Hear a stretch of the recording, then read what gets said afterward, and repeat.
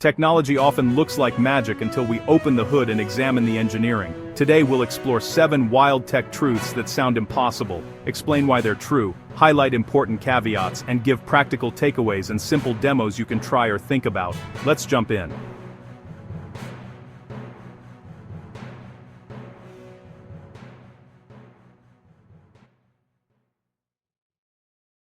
Let's start with a foundational concept that puts our modern digital world into perspective. Fact 1. The very first general-purpose electronic computers were colossal machines that filled entire rooms, yet their computational power was astonishingly limited. In fact, they perform far fewer calculations per second than even the most basic pocket calculator you could find today. Imagine a machine weighing over 30 tons, taking up nearly 2,000 square feet of floor space, all to perform calculations that your smartphone now does millions of times over in the blink of an eye. Iconic machines like the ENIAC, completed in 1945, were marvels of their time, but they were also logistical nightmares. They relied on over 18,000 delicate vacuum tubes which were bulky, generated immense heat, and failed so frequently that the machine was often down for maintenance. Programming wasn't a matter of typing code, it was a grueling physical task that involved manually rewiring circuits or feeding in stacks of punched cards, a process that could take days for a single problem. Their power consumption was enormous, drawing enough electricity to power a small neighborhood, making them incredibly expensive and impractical for widespread use. The game changer was the transition from these fragile vacuum tubes to the solid-state transistor, invented at Bell Labs in 1947. This was the first major leap. But the true revolution came with the invention of the integrated circuit in the late 1950s, which allowed engineers to place multiple transistors onto a single silicon chip. This innovation didn't just improve things. It fundamentally changed the economics and physics of computing. The shift from discrete transistors to integrated circuits altered scale, cost, and reliability so drastically that we can now etch billions of transistors into an area the size of a postage stamp. So, the takeaway here is twofold. First, advances in computing hardware aren't just additive, they are multiplicative, building on each other exponentially in what's famously known as Moore's Law. Second, this highlights that system-level design, encompassing everything from cooling and power delivery to memory architecture and the interconnects that let components talk to each other, matters just as much, if not more, than the raw transistor count. A powerful processor is useless if it overheats or can't access data quickly enough. You can demonstrate this principle with a simple experiment. We'll compare an inexpensive microcontroller, which costs just a few dollars, to a high-end smartphone. We'll run the exact same timed arithmetic loop on both. While the phone will finish the task much faster, the key is to also measure the energy consumed. When you calculate the performance per watt, you'll find the humble microcontroller is incredibly efficient. This simple comparison powerfully illustrates the orders of magnitude difference in design priorities and the incredible gains we've made in specialized energy-efficient computing. Fact 2. An enormous fraction of all digital data has been produced in just the recent past. It's a staggering concept, suggesting our digital universe is expanding at a pace that's hard to comprehend. But what does this data explosion really mean for us, and what's driving it?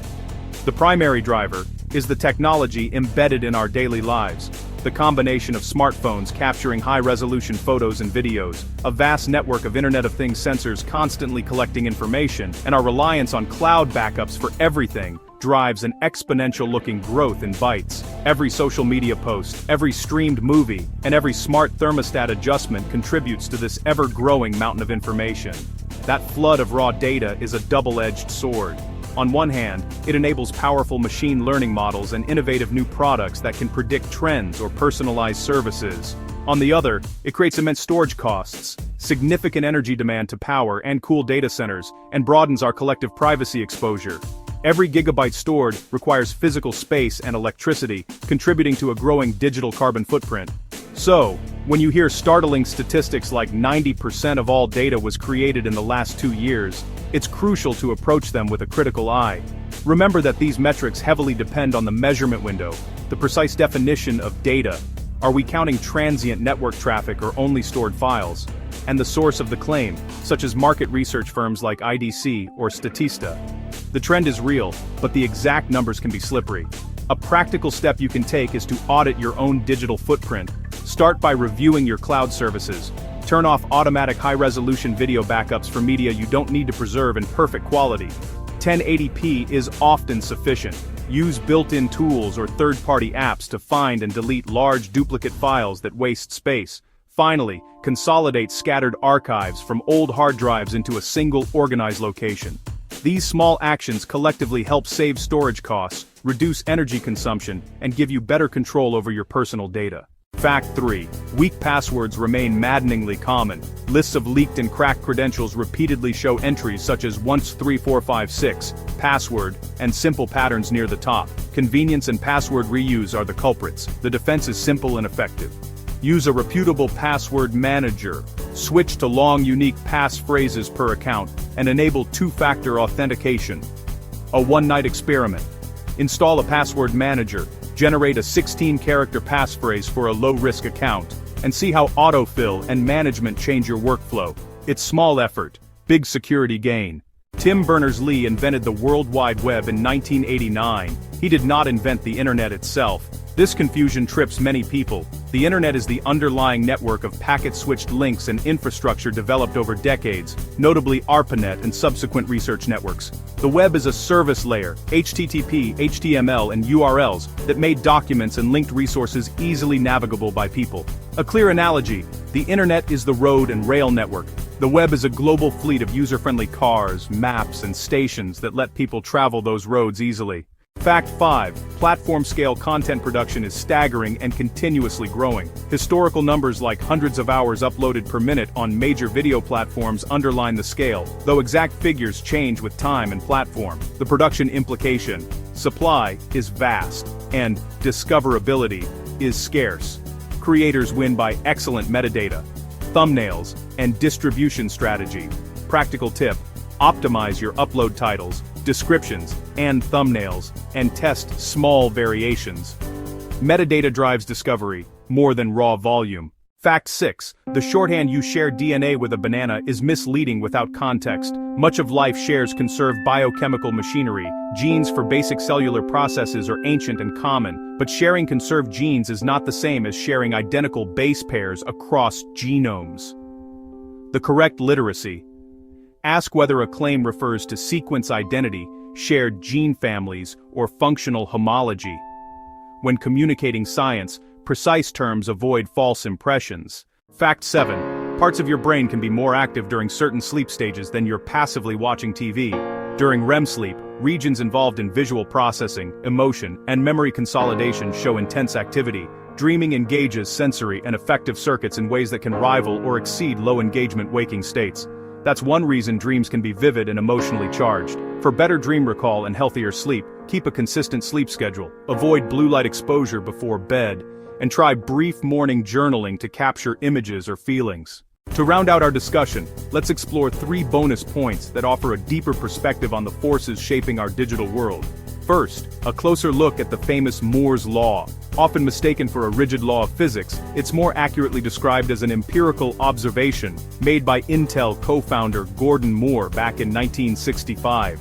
He predicted that the number of transistors on an integrated circuit would double approximately every 2 years. For decades, this prediction held true, becoming a powerful, self-fulfilling prophecy that set the pace for the entire semiconductor industry.